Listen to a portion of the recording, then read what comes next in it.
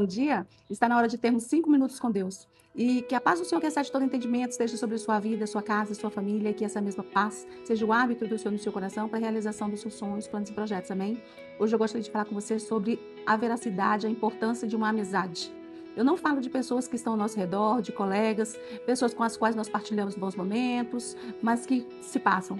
Mas eu falo de verdadeiros amigos. E a amizade, ela não se baseia simplesmente no estar muito próximo, estar o tempo inteiro conectados, não necessariamente isso. Porque a amizade, o que ela significa? É uma relação afetiva de companheirismo entre duas pessoas demais, baseadas em carinho, lealdade e confiança. Nem sempre nós estamos muito perto da pessoa, mas a gente confia, porque a gente sabe que aquela pessoa tem lealdade, ela é ética, né, conosco. E também diz o seguinte, é um laço que se constrói de reciprocidade, apoio mútuo e partilha de momentos, sejam bons ou desagradáveis. Tanto faz estar no alto como estar no baixo. O amigo, ele está conosco em todo o tempo. O amigo fala o que a gente precisa ouvir, não o que a gente quer ouvir. O amigo, ele fala com a gente as palavras que ele entende para nós, que são palavras de crescimento, palavras de avanço. Por quê? Porque o amigo, ele nos ama. Quando somos amigos, nós amamos as pessoas que estão conosco. E nós vemos mais um pouquinho a definição que diz assim, é considerada uma das relações mais importantes que influencia positivamente o nosso bem-estar e o nosso estado mental. Eu tive uma amiga que durante 30 anos nós fomos muito amigas. Mesmo que nesses 30 anos nós passamos anos afastados, porque eu me mudei de Patos de Minas, fui embora para Paraíba, e não tínhamos naquela época internet, não tínhamos naquela época celular.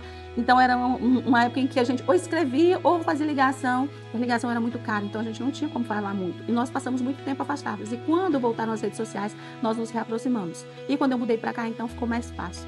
Então a nossa amizade sempre permaneceu a mesma. Até o dia que ela faleceu, a nossa amizade foi sempre a mesma. Uma pessoa que eu podia contar e que ela podia contar comigo. Uma pessoa que eu sempre amei e eu tenho certeza que sempre me amou também. E é uma pessoa que vai estar sempre no meu coração e na minha memória. Jamais vou esquecer a minha amiga. E essa é a amizade que nós plantamos para nós. Mas é essa amizade que Deus quer conosco. Se nós lermos no livro de Êxodo 33, versículo 11, a palavra do Senhor vai nos dizer que Moisés viu o Senhor face a face e o Senhor falava com ele como se fala com um amigo. Em Tiago 2,23, vai falar assim, que Abraão creu e foi considerado como justo e foi chamado amigo de Deus. Aí a gente fala assim, nossa, mas esses homens estão muito além de nós, né? Eu vou comparar com Moisés, vou me comparar com Abraão, como?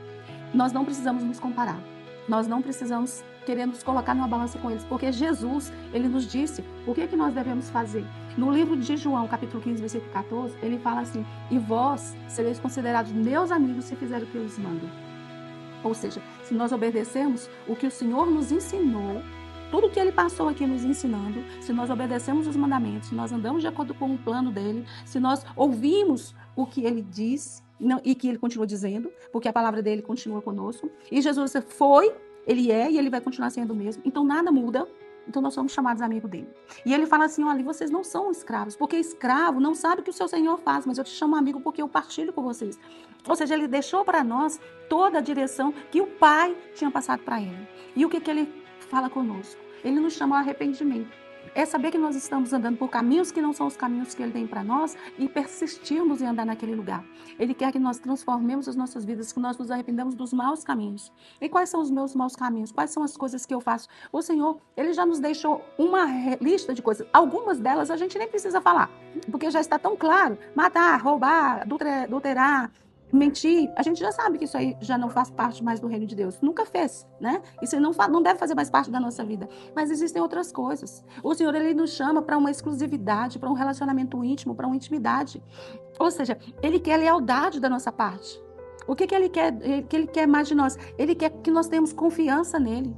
Ele quer que nós tenhamos uma atitude de carinho, de amor, demonstrando por ele, porque Jesus já demonstrou esse amor por nós na cruz. Ele não desistiu de nós em nenhum momento. Enquanto ele estava morrendo naquela cruz, o que ele fala? Pai, perdoa-lhes porque não sabem o que fazem. Mas o Senhor, para ele nos perdoar, a gente tem que pedir perdão. Para a gente pedir perdão, a gente tem que se arrepender. E para a gente se arrepender, a gente precisa estar atento quais são os nossos comportamentos, o que temos feito. E somente nesse momento é que o Senhor, ele vai nos receber e nos chamar de amigos. E eu quero ser amigo de Deus. Você quer ser amigo de Deus? Eu creio que quer. Então vamos transformar as nossas vidas e vamos olhar para ele. Porque assim nós seremos chamados amigos de Deus. Amém? Eu gostaria que você curtisse, comentasse, por favor, compartilhasse, né? Se inscrevesse no canal e ativasse o sininho para você receber outras mensagens como essa todo dia pela manhã.